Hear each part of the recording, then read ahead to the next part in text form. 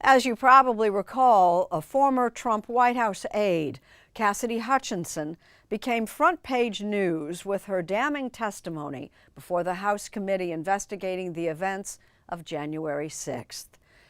She also became a target and largely vanished from public view until now. She's talking with our Tracy Smith. So you were in hiding? You are in hiding? Were/are/coming out of hiding. For Cassidy Hutchinson, the past 2 years haven't exactly been a day at the beach. Like, I go out in limited capacities, but part of it is for security. She's basically been off the radar since that day last summer when she found herself in the eye of a political hurricane. The whole truth and nothing but the truth. Only one witness, and she is potentially a blockbuster. Cassidy Hutchinson. In June 2022, Hutchinson, then 26 and a former senior advisor to Trump Chief of Staff Mark Meadows, testified before the January 6th committee, and she didn't hold back. As an American, I was disgusted. Her position as an aide who worked only steps from the Oval Office seemed to make it all the more powerful. We were watching the Capitol building get defaced over a lie. But reports of security threats afterward drove her into hiding. So my life changed in the way that I was living my life for a while. You couldn't go back to your apartment. I could not go back to my apartment. I ended up moving down to Atlanta for several months. They didn't even think it was safe for you to stay in D.C. No. And, such a thing would have been unthinkable only a few months earlier. Hutchinson was a Trump loyalist from New Jersey who'd worked her way up from a White House internship to a spot as one of the higher-ranking aides in the West Wing, with access to the Chief of Staff and often the president himself. I was the conduit to the White House Chief of Staff. Pretty much to get to him, you had to go through me in some capacity. Did people trust you? I would think so. When I worked there, people did trust me. But the events of January 6th left Hutchinson shocked and disillusioned. In the final days of the administration, she was fired. But as a former White House insider, she was subpoenaed by the January 6th committee, and she started talking in a series of tape depositions. I felt torn a lot of the time because I knew what I knew and I wanted to come forward with what I knew. But at the same time, I didn't want to feel like I was betraying them, and I didn't want to feel like I was betraying my colleagues. As Hutchinson writes in a new book, published by Simon & Schuster, which, like CBS, is owned by Paramount Global, her first attorney was paid by a Trump PAC, and she says she was advised that the less she remembered, the better. You're kind of caught here. You're starting to have this moral dilemma. I mean, you looked over the transcript and you counted the number of times that you said, I don't know, I don't recall. I mean, you said, I don't know and I don't recall more than 100 times. Yes, in the final transcripts, it was written with I don't knows and I don't recalls, which was information that I very clearly recalled. So, as she struggled with the thought of betraying her coworkers, Hutchinson started Googling another landmark D.C. hearing, Watergate, and found Alexander Butterfield, the former Nixon aide who revealed the existence of the White House taping system and helped bring down a president.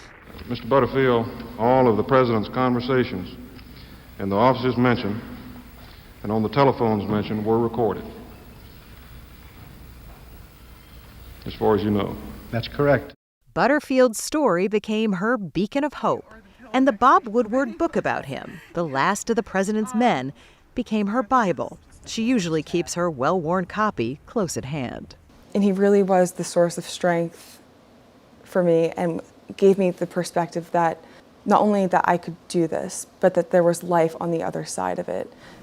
And so, armed with a newfound conviction and new attorneys, she headed up to Capitol Hill and into history. Did you want to back out at any point?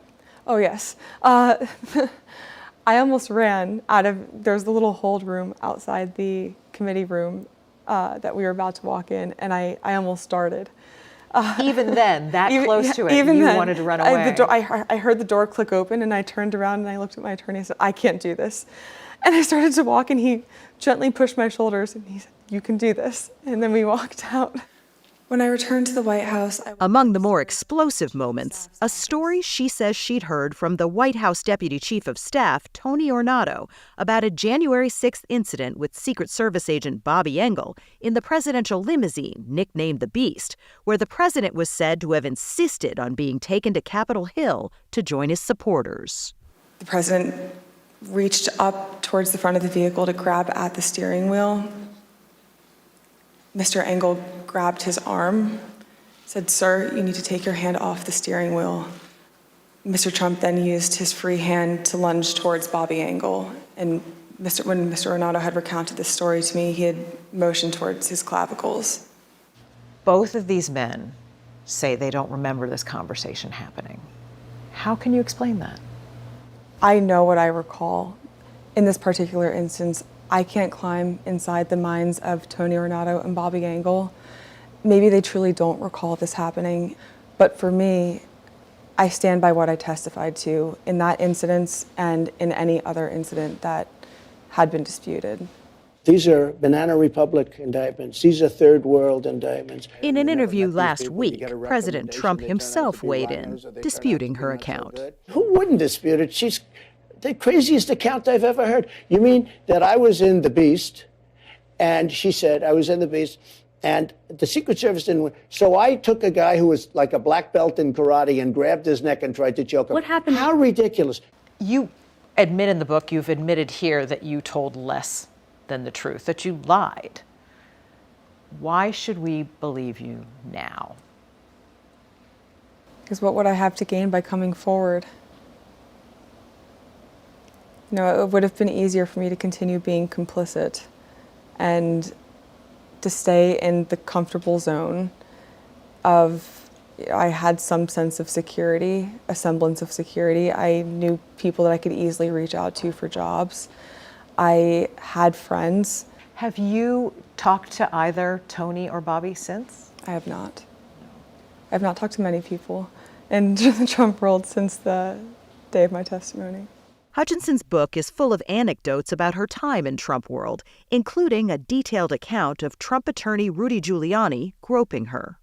Giuliani's team calls it a disgusting lie, but Hutchinson stands by her story, as does her publisher. She was also among the witnesses who testified for the federal grand jury in Washington and the grand jury in Fulton County, Georgia. It's not clear how much impact her testimony had on the subsequent indictments of the president and his associates. But there was someone watching it all with special interest. The man who helped inspire Hutchinson to come forward, Alexander Butterfield, is now 97 and living in Southern California.